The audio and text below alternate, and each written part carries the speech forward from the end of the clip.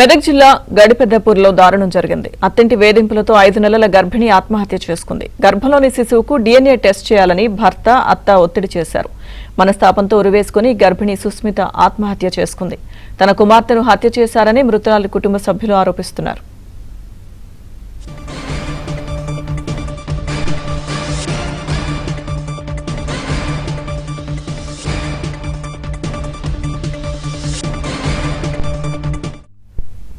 మెదక్ జిల్లా గడిపెద్దపూర్లో దారుణం జరిగింది. అత్తింటి వేధింపులతో 5 నెలల గర్భిణి ఆత్మహత్య చేసుకుంది.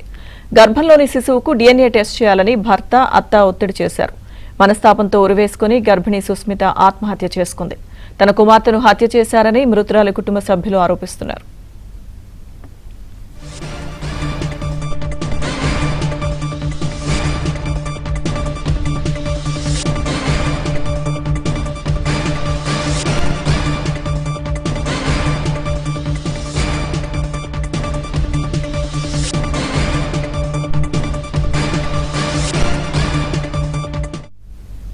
మెదక్ జిల్లా గడిపెద్దపూర్లో దారుణం జరిగింది. అత్తింటి వేధింపులతో 5 నెలల గర్భిణి ఆత్మహత్య చేసుకుంది.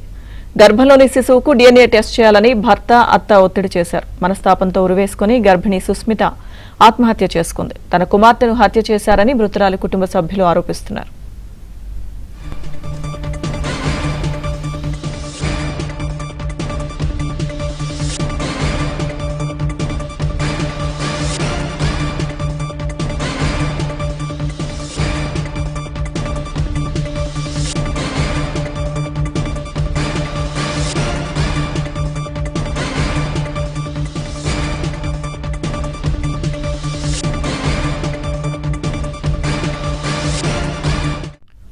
మెదక్ జిల్లా గడిపెద్దపూర్లో దారుణం జరిగింది. అత్తింటి వేధింపులతో 5 నెలల గర్భిణి ఆత్మహత్య చేసుకుంది. గర్భంలోని శిశువుకు DNA టెస్ట్ చేయాలని భర్త, అత్త ఒత్తిడి చేశారు.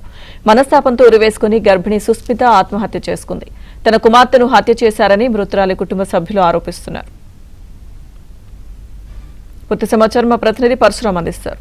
పరశురాం, అల్లాదుర్గం మండలం గడిపెద్దపూర్లో దారుణ సంఘటన చోటు చేసుకుంది. గర్భస్థ శిశువుకు DNA పరీక్ష చేస్తాంటూ ఆమెను వివాహితను శారీరకంగా వేధించినటువంటి భర్త, అదేవిధంగా అత్త కూడా వేధించడంతో ఆమె ఆత్మహత్య చేసుకున్నట్టు ఘటన వెలుగు చూసింది. వికారాబాద్ జిల్లాకు చెందినటువంటి మోత్కోల్ చెందినటువంటి సుస్మిత ఏడాది క్రితం వివాహం జరిగింది. అయితే ఆమె ప్రస్తుతం 5 నెలల గర్భిణి.